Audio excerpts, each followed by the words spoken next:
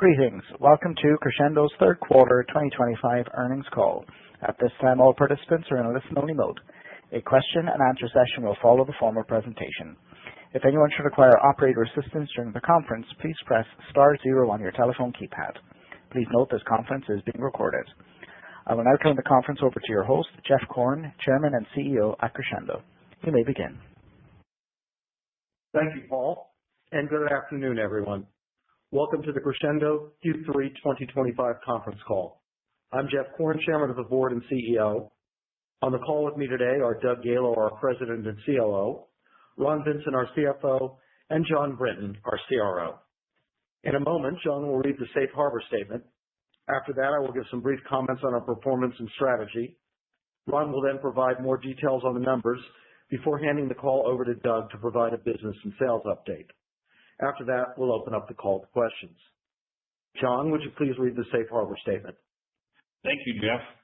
I want to take this opportunity to remind listeners that this call will contain forward-looking statements within the meaning of the Securities Act of 1933 and the Securities Exchange Act of 1934. The Private Securities Litigation Reform Act of 1995 provides a safe harbor for such forward-looking statements. All statements made in this conference call, other than statements of historical fact, are forward-looking statements. Forward-looking statements include, but are not limited to, words like believe, expect, anticipate, estimate, will, and other similar statements of expectation identifying forward-looking statements. Investors should be aware that any forward-looking statements are based on assumptions and are subject to risks and uncertainties that could cause actual results to differ materially from those discussed here today. These risk factors are explained in detail in the company's filings with the Securities and Exchange Commission, including the Form 10-K for the fiscal year ended December 31, 2024, and the Forms 10-Q as filed. Crexendo does not undertake any obligation to publicly update or revise any forward-looking statements, whether as a result of new information, future events, or otherwise. I'd now like to turn the call back to Jeff. Jeff? Thank you, John. I am incredibly pleased and proud of our entire team, who work tirelessly every day to make sure we have the best products, services, and support in the industry. The exceptional results we announced today show that their efforts are paying off. Crexendo delivered another blockbuster quarter, highlighted by 12% year-over-year revenue growth, $1.5 million in GAAP net income, and $3 million in non-GAAP net income. Our 28% growth in software solution underscores the strength of our platform and the increasing value we provide to customers and partners. I am also very encouraged by our 8% increase in service revenue, which I have great confidence will continue to grow. With expanding margins, robust cash generation, and continued innovation, we are executing exceptionally well on our profitable growth strategy. We are just getting started. Our investments in AI-driven capabilities, Oracle Cloud infrastructure, and next-generation collaboration and contact center solutions are creating powerful momentum across our ecosystem. We see a long runway for organic growth, enhanced by strategic M&A opportunities, and we are fully committed to delivering sustained value for our shareholders. We are delivering profitable growth today while building an even stronger, smarter, and more innovative Crexendo for tomorrow. One of our large investors recently suggested to me that I take a few minutes today to tell our story, explain where we came from, and why I'm so confident in the future. Our DNA is telecom. We started our telecom journey roughly 15 years ago with our own homegrown switch and deep commitment to customer support. Growth was steady, but then about 4 years ago, the opportunity to acquire NetSapiens became available. We recognized immediately that their software was superior, their engineers were exceptional, and their potential profit was strong. But they needed a sales and marketing strategy and a plan for growth that was a perfect fit for Crexendo to provide. The combination of our marketing and retail expertise with their engineering excellence was a perfect match. Together, we have built a company that understands both sides of the business. Platform engineers who think about scale and reliability, working alongside customer-facing engineers who understand what end users truly need. The synergy has made us better, faster, and more innovative than any competitor in the market. This past month, that success was on full display at our annual user group meeting, UGM in Miami. It was our most successful UGM in our history, with record attendance, over 550 registered participants, and 65 sponsors, and an energy unlike anything we have seen before. We gave demonstrations on innovations we are making, continued improvements in our look and feel on the platform, and a significant discussion on our AI applications. The entire community was excited about our innovations and improvements. The highlight for me personally was being able to announce that we surpassed 7 million end users on our platform.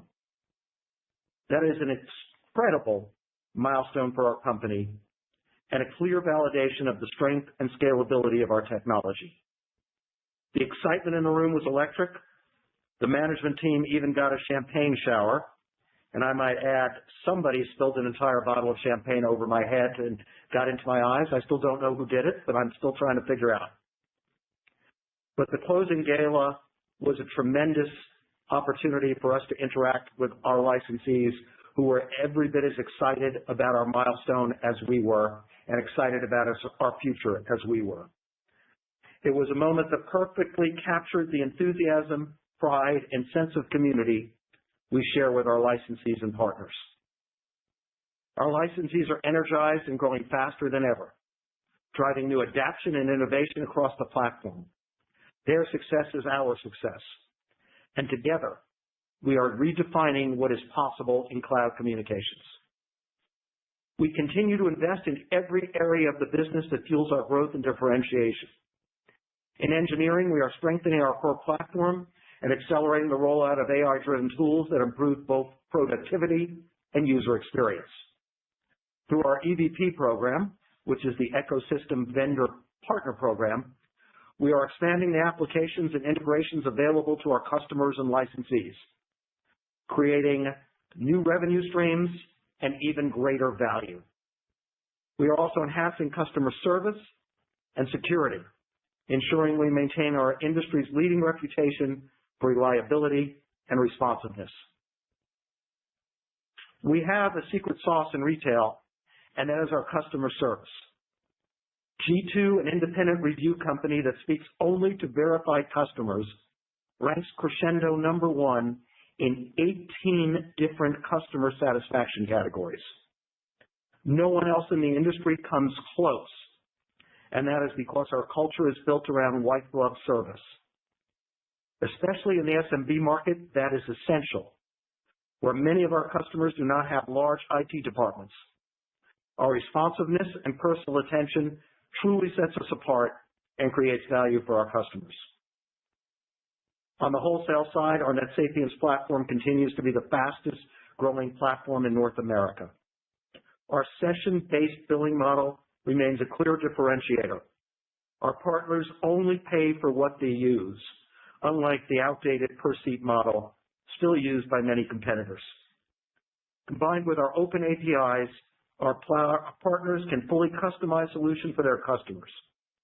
Our new marketplace, which was introduced at the UGM, where we and our licensees can sell applications, is already generating excitement and revenue. I am confident that it will continue to grow. Our partnership with Oracle Cloud Infrastructure continues to open global opportunities. We can now deploy new instances in days rather than months. And we have expanded internationally, including onboarding our first customer in Africa. While international revenue still represents less than 10% of our total revenue, it is growing rapidly, and I see enormous potential across EMEA and beyond the world. We remain active on the M&A front. We are currently reviewing several strategic acquisition opportunities and are optimistic we will close one by early next year. Combined with our strong organic growth, these initiatives will help us scale even faster and expand our capabilities in key growth areas. I was recently asked why I said last quarter that I'm more excited about our future than ever before. The answer is simple. It's because of the people around me in this room and the people in our entire organization. We have the best products and the best platform and the best opportunity. The enthusiasm and energy from our UGM made it clear. Crexendo's best days are ahead. We have a world-class team, the best partners in the industry, and a technology stack that delivers proven results. I could not be prouder to lead this incredible group of people who pour their hearts and soul into building the best telecom software and customer experience in the market. Our future is bright, and we are just getting started. I continue to expect that we will have double-digit growth through next year. I remain very optimistic in our future, our people, and our results. With that, I'll turn the call over to Ron for more details on the financials, and he will then turn the call over to Doug to discuss our sales and operations and give a deeper dive into our AI initiatives. Ron? Thank you, Jeff. Our financial results for the third quarter are as follows. Consolidated revenue for the quarter increased 12% to $17.5 million. Our service revenue for the quarter increased 8% to $8.6 million. Our software solutions revenue for the quarter increased 28% to $7.5 million. Our product revenue for the quarter decreased 25% to $1.4 million. However, I would not let the percentage change alarm you. Historically, using our 8-quarter look back, our average product revenue is $1.3 million per quarter. Therefore, for the quarter, product revenue is slightly higher than our historical average. Product revenue for the third quarter of 2024 was unusually high for the company. Our service revenue gross margins decreased 100 basis points to 57% year over year. Our software solutions revenue gross margins increased by 300 basis points year over year to 74%. Our product revenue gross margins decreased basis points to 35%. And our consolidated revenue gross margins increased by 200 basis points year over year to 63%. Our remaining performance obligations increased to $87.9 million. That's compared to $83.5 million at the end of June and $77.3 million at the end of September of 24. Our operating expenses for the quarter increased 5% to $16.2 million. The operating margin for the quarter was 7% compared to 1% for the same period of the prior year, a 600 basis point increase. Net income of $1.5 million for the quarter, or 5 cents per basic and diluted common share. That's compared to net income of $100,000, or 1 cent per basic and 0 cents per diluted share for the third quarter of the prior year. Our non-GAAP net income was $3 million for the quarter.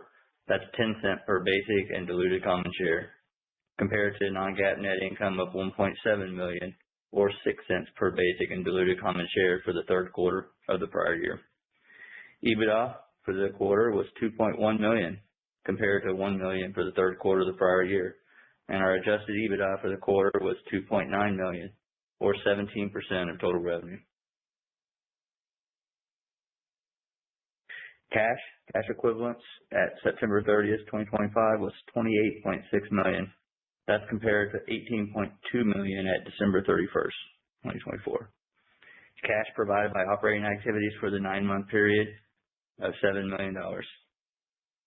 Cash provided by financing activities for the 9-month period was $3.4 million, primarily related to $4.1 million of net cash received from stock option exercises, offset by $300,000 in taxes paid on net settlement of stock options and RSUs, and $400,000 in notes payable repayments and finance lease payments. I'll now turn it over to Doug Gaylor, our President and COO, for additional comments on sales and operations. Thanks, Ron. We had a very strong quarter on both the top and bottom line, and we are excited about our momentum as we finish the year. This is our 9th consecutive quarter of GAAP profitability and 28th consecutive quarter of non-GAAP net income, and the results were a direct result of our focus on growing organically and profitably. Our GAAP profitability continues to be positively affected by managing our costs and driving synergies within the business. After successfully migrating our international data centers to OCI, Oracle Cloud Infrastructure, in Q2, we have been focused on completing the remaining migrations of our U.S. data centers to OCI and anticipate additional cost savings from completing that migration beginning in early 2026. In addition, we are nearly complete with our Classic to VIP migration, which will add additional cost savings beginning in Q1. We continue to see tremendous organic growth from our software solutions segment of the business, which grew 28% organically over Q3 of 2024 and has seen a 31% organic growth rate year to date. We had a very strong quarter with 12 upgrade orders from our existing licensees, combined with winning 6 new logos that chose Crexendo for their platform of choice moving forward. Of the 6 new logos, we won 1 new logo from Metaswitch, and we continue to see opportunities created by uncertainties created by our 2 largest software solutions competitors, Cisco's BroadSoft and Metaswitch. Our unique pricing and support model for our software solutions platform, combined with our robust feature set and open APIs that fuel AI applications and integrations, allow us to differentiate ourselves from the rest of our competition at a much stronger price point than they might currently be paying. Our telecom services retail segment grew at 2% organically for the quarter, and our telecom service revenue was up 8% organically, offset by a reduction in our product revenue to reach the blended 2% increase. As previously stated, we proactively reduced selling some lower margin product opportunities to maintain margins, thus decreasing product revenue. We continue to see strong demand for our offerings from our channel partners and our master agent technology service distributors, and expect retail segment revenue to continue to grow at a faster pace. The master agent technology service distributor saw a 28% increase in sales bookings year over year, and we expect that momentum to continue. We will continue to focus on profitably growing this segment of the business and will not be pursuing low margin or unprofitable retail opportunities as we've stated in the past. Our remaining performance obligation, also referred to as our backlog, is now at $88 million, an increase of 14% from Q3 of 2024. Our remaining performance obligation number is the sum of the remaining contract values for all of our telecom services and software solutions customers that will be recognized on a sliding scale over the next 60 months, and that's a very strong indicator of our future revenue stream. Consolidated gross margin for Q3 was 63%, up from 61% in Q3 of 2024.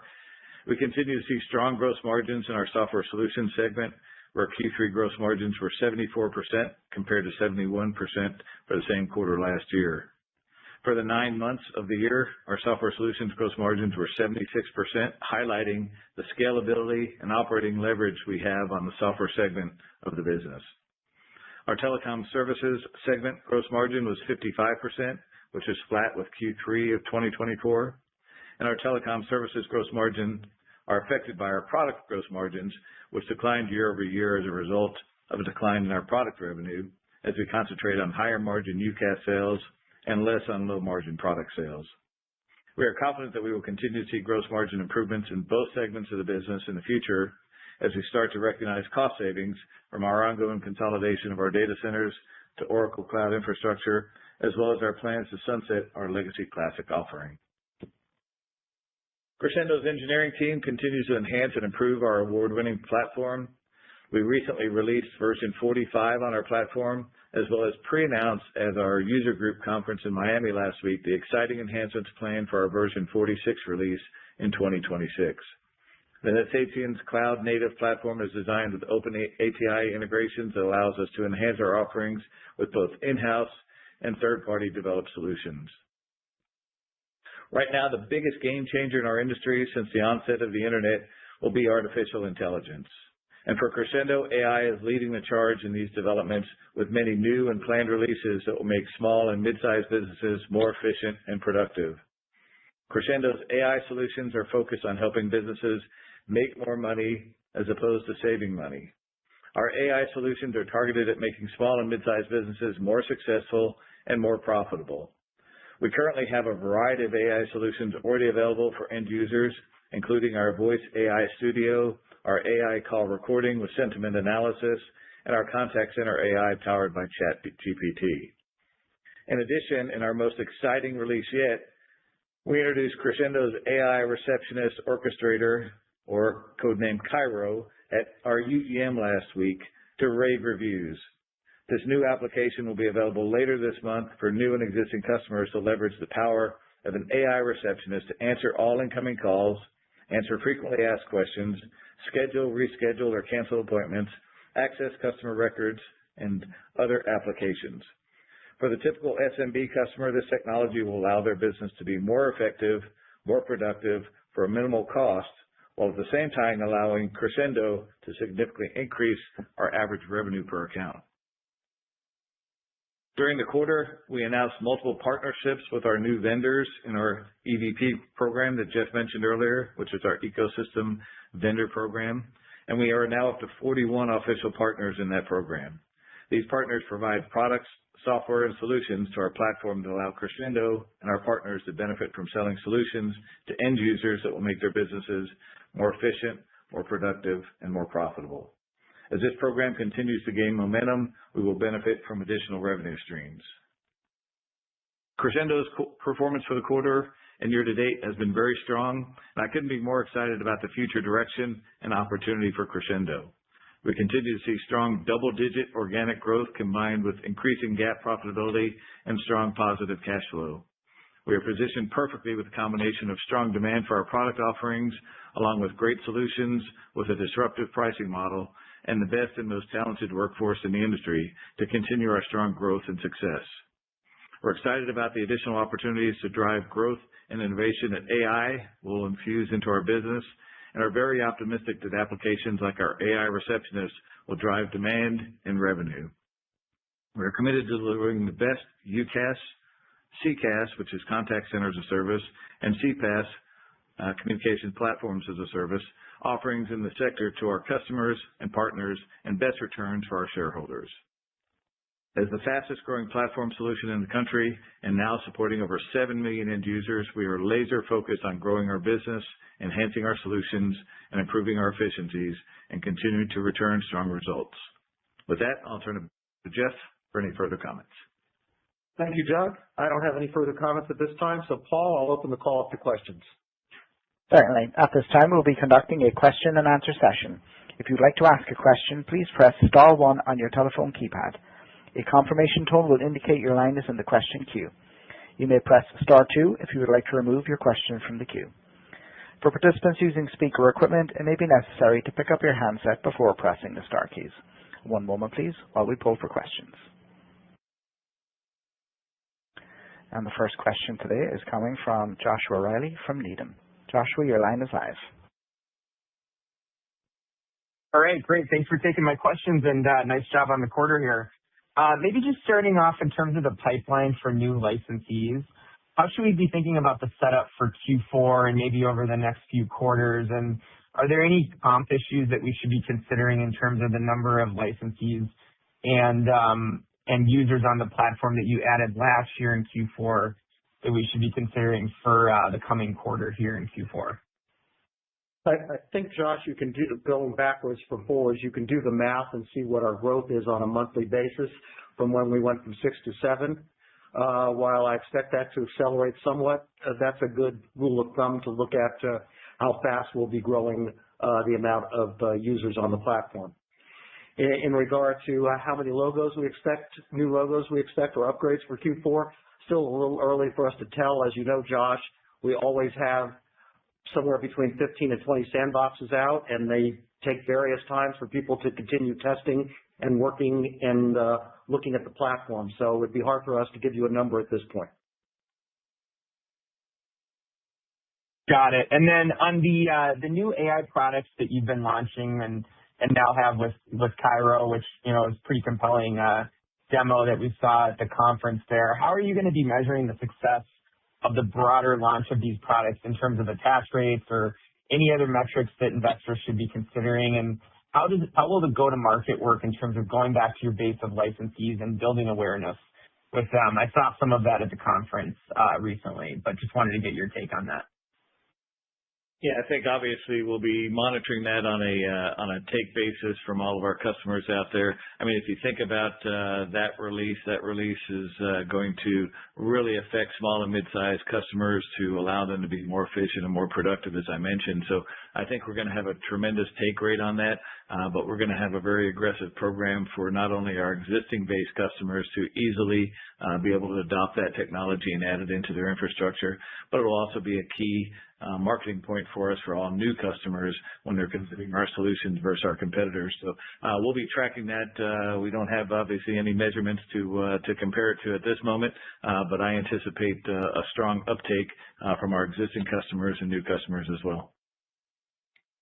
Got it. And then I think it'd be helpful to discuss the progress that you've been making in migrating the customers to the OCI infrastructure that are hosted with you. And can you just remind us kind of the relative mixes of, how many licensees are hosted with you versus in their own cloud, and how that's kind of progressed over the last couple of years? Thanks, guys.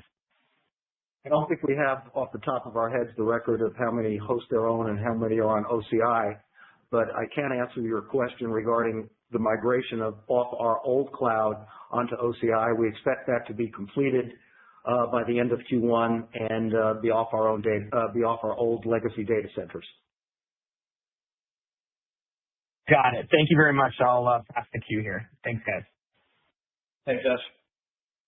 Thank you. The next question will be from Mike Lattimore from Northland Capital Markets. Mike, your line is live. Great. Yeah, thanks. And congrats on 7 million users. That's a big number. Thank you, Mike. Yeah. In terms of the services growth getting to 8%, nice improvement there. I guess, can you talk a little bit about what drove that improvement? And then when you say you expect the growth to continue or even be faster, I guess, is your thought that 8% kind of moves up even in the fourth quarter? I'm going to let John answer that because he has the sales pipeline. Yeah. So, it's a great question, and I would just say it's continued positive acceptance of the offers in the market and execution on our retail teams specifically, and we're seeing solid bookings growth and also I would say a slightly faster conversion to implementation and recurring revenue from the pipeline that we're bringing in. So the team continues to drive the revenue there. We'll continue to see good success. We're focused on profitable growth, but they continue executing, and we're looking forward to continuing to see the growth there. Great. And then the suggestion that the growth continues, does that mean it sort of moves up from this 8% level over time? Is that what it is? That would be my expectation, Mike. As you know, UCaaS is highly commoditized, and as I discussed in my comments, we make a concerted effort to have the absolute best service in the industry, and that's a strong competitive advantage for us. Aside from the fact I think our offerings are amongst the best, if not the best, in the industry. So that the better offerings together with the top customer service by far is a strong competitive advantage for us, and I expect that to accelerate our growth. Got it. And then in terms of the software pipeline, how would you characterize it as you look to the next couple of quarters here? Is there any shifting going on, more to new versus installed, or into larger deals versus higher numbers of deals? Like how would you characterize the software pipeline? Well, Mike, as you understand, larger deals tend to take longer because the analysis by the customer takes some time. So we've had people play with our sandbox for 4 years before making a decision. People play with the sandbox for 2 months before making a decision. So it's fairly difficult for us to tell you on a Q-to-Q basis how many new logos we're going to get. But as I said before, we have a number of sandboxes out. People are very excited. Engineers are working with them, so we expect the growth to continue. I don't know if Doug or John have a little more color they want to add. Yeah, I don't see a lot of slowdown. There's a tremendous amount of pipeline of opportunities out there, and we're more optimistic now than we've been in a long time with the opportunities that are out there. So, as Jeff said, a lot of these decisions take a lot of time and evaluation on the end user's part, but we know that we're the best solution for them. So, the fact that we've got a number of opportunities out there in the queue, we know they're all going to come through, in varying places and times, but we're confident we're going to win the high majority of those. Yeah, to be clear, they're not all going to come through, but a great majority of them will. Yeah, sounds good. Last one, just on the receptionist, AI receptionist. Can you talk a little bit about the opportunity there? Do you think like every one of your customers would have interest in that, or is this geared more towards larger customers? Just how do you think about that opportunity a little bit? Yeah, I think it's really an opportunity for every customer to take a look at and find out if it's good for their business. So I think that we feel that the high majority of small and mid-sized customers will be very open to an AI receptionist type solution just to help make their business more efficient. If you think about our average size customer out there being in the range of 18 or 20 stations, they can much easily deploy resources internally to help grow their business while they've got an AI receptionist that's answering frequently asked questions and doing a lot of the repetitive type functions within their business. So it allows them to redeploy assets within their organization to help them grow their business. So we think that our take rate is going to be extremely high, and we think that it's going to increase our average revenue per account upwards by 40 or 50%. So will it be the right solution for every business? Probably not, but will it be a high take rate from the majority of our customers? We're feeling pretty optimistic that we're going to get a lot of customers that are going to fall in love with this technology and be able to grow their business with it. Yeah, excellent. All right, thanks a lot. Congrats again. Thank you, Mike. Thank you. The next question will be from George Sutton from Craig-Hallum. George, your line is live. Thanks. Congrats on the results. So I wondered if we can go a little bit more into version 46, and it sounded like it's a complete rethinking of the platform. And I'm just curious, I certainly heard good feedback from the licensees, but I'm curious as you begin to go to market with that, when can you start going to new potential customers with this newer version of the platform actively? We're thinking Q1, George. Obviously, I'm dealing with engineers, so I forgot to ask which year, but I'm assuming they meant Q1 of 2026. Yeah, so I'll fill in some more color on that, George. This is John here, and it's actually, we called that Project Horizon at our Expand Your Horizons partner event, so it's obviously a key theme for us. More than a rethinking of the platform, it's a rethinking of the interface in the way people interact with the platform. I think, if you step back and think about it a little bit, we've talked about one application in this call, which is the Cairo, the Crexendo AI Receptionist and Orchestrator. But at our CodeFest that we had at UGM, we had 10 different AI applications demonstrated, many of which the partners built on top of our platform. And what version 46 does is it really allows them to have a modern way to express how customers can view that, interact with it, and deal with it. And we did give Q1 as a time frame for, I would say, previews and first looks and things of that nature. The actual GA date will probably be a little later than that, so we don't want to front end the expectations too much. But just think of it as a same underlying technology. I mean, with many of these AI applications, our platform underneath them is the engine that's powering all the communications behind them. So it's how customers want to look at it, interact with it, how it can be put into other vertical applications, and extrapolate it externally in a way that people are more likely to use and naturally interact with the platform. So think of it, the underlying engine plumbing and all that will be the core NetSapiens platform, which has just been a great winning hand for us. This is just a better way for people to consume it. George, we had invested most of our money up to this point in making sure that the platform was bulletproof and we were providing the best software telecom platform in the industry.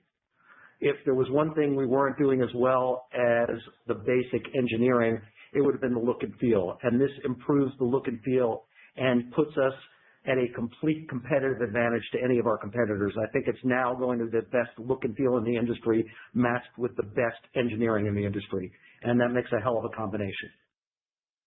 So on the other side of innovation, the Metaswitch/Alianza group meeting did not sound like it moved anything forward. It was a marketing layer message, but really maintaining all their platforms. At what point does that lack of movement start to really accelerate your opportunities with those licensees?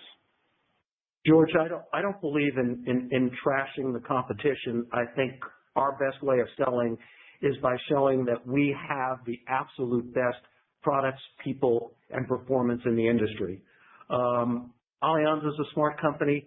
They're going to figure out what they have to do. We're not worrying about them. We're worrying about staying competitively ahead and rolling out the best products in the industry and the best price point in the industry. All in all, I think it gives us a superior advantage to anybody. But I will add there is a nuance. Not everybody agrees with me. No, I'm not agreeing with Jim, Gordon, but there is a nuance there that at our event, we focused on things that people either could walk out of the event, add to their offer, and sell today, or before the end of 2025. So things that will be released here before the end of the year primarily, with one exception that was the preview of the Horizon interface project. Everything else people can take and monetize in the near-term future. So there's no architecture here where we're talking about what's going to happen way down the road. This was, real exciting products that people can take and add to their platform today and grow their revenue tomorrow. George, I pointed out at the last UGM, which I think you were at too, as well as this one, I'm there to listen, not to talk. And a lot of the feedback I got last year was incorporated in the release we had this year. A lot of the feedback I got this year will be incorporated in the releases we do next year. We listen carefully to our licensees. We understand what they need, and we make sure we provide it. Got it. Okay. Thank you, guys. Thank you. And as a reminder, if you wish to ask a question on today's call, please press star 1 at any time. The next question is coming from Eric Martinuzzi from Lake Street. Eric, your line is live. My congratulations on the quarter as well. I wanted to ask you, just along the lines of M&A, there was an acquisition yesterday by a competitor of yours, UMA, and they went kind of outside their own technology architecture to pick up FluentStream. I just wanted to know your thoughts on, is that something that you all might pursue if you could find something for the right price, a product running outside of the NetSapiens architecture? Well, Eric, you've heard Doug talk about our stock fishing pond. We have over 220 licensees on our platform who are already on our technology. That would be our preference to start with. While we're excited to see any movement in the industry, we think that's a good thing. Our preference would be to pick up our own technology in an acquisition. Nonetheless, if something compelling came along at the right price, would we look at it? Of course. But we've got a lot right in front of us where there's no migration required because they're already on our platform, and that makes the most sense to us. Okay. And then I think historically you've talked about acquisitions at revenue run rates in the neighborhood of $5 to $10 million. The opportunity that you outlined in your prepared remarks, Jeff, the early next year, hoping to close one by early next year, does that fit into that bucket?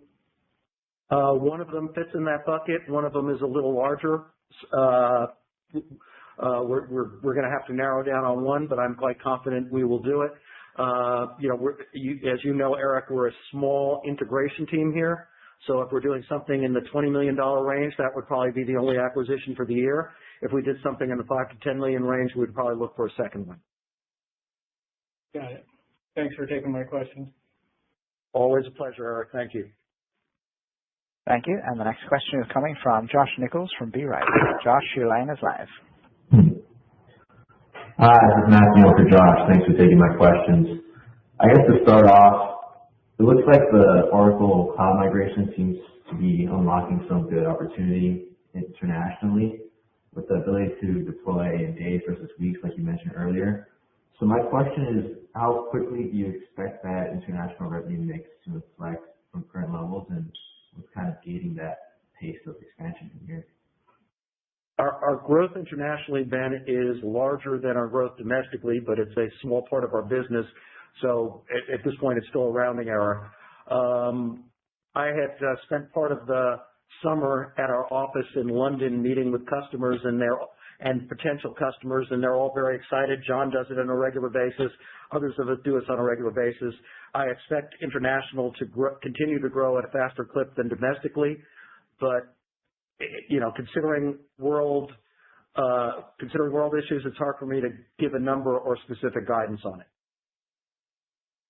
Got it. And I guess switching over to, AI-related questions, you're building out a comprehensive stack with Tyra launching this month and OneReach for agentic AI and so on. But I'm wondering, what else can you layer into the platform from here? And are there additional capabilities you're evaluating or planning to roll out? There's always additional capabilities we're analyzing, but I'll let Doug answer the AI stack question. As I mentioned, we've got 41 vendors in our EVP program now. As John mentioned, 10 of those in our Code Fest, we're showing AI solutions. The best part about our platform today is it's an open API platform. And so that means that anybody that is writing code out there, anybody that has a technology stack that they want to bring to our platform, it's easily integrated. So when we look at the opportunity for selling AI solutions, we highlighted 3 or 4 that we currently have, but we've got a number that are being in development as we speak. We've got applications that, as we saw at our UGM last week, with 65 sponsors, applications that range anywhere from texting to messaging to faxing, you name it. We've got those solutions that are developed and available for any and all of our licensees to sell to their end user customers. So there's a tremendous amount of monetization still to be had with third-party development applications. Got it. Thanks. That was helpful. And I guess just one last quick question. So regarding the product gross margin, it dipped to the high 30s in Q3, which is softer than the low to mid 40s of historical average. I'm just wondering what drove that, and how should we expect that to change in going into Q4 in 2026? Wait, can you repeat that one more time, Matt? We're having a little bit of a hard time, a little echo there. Yeah, so regarding the product gross margin, it dipped to the high 30s in Q3, which is softer than the low to mid 40s historical average. I'm wondering what's driving that and how we should expect that to change in Q4 and 2026. Yeah, we would expect that to improve and go back into the low 40s range. We had some lower margin sales in the quarter that drove down the overall gross margin that we had in the quarter. Got it. That was it for me. Thanks for taking my questions. Thank you, Ben. Thank you. And that does conclude today's Q&A session. I will now hand the call back to Jeff Korn for closing remarks. Well, I want to thank everybody for their attention. I want to thank everybody in the room here with me and everybody who is listening to the call who works with Crexendo. It was an amazing quarter, an amazing team effort, and I'm very, very excited for our future and for the next time we get to talk. So until then, thank you, and thank you for your attention. Thank you. This does conclude today's conference. You may disconnect your lines at this time. Thank you for your participation.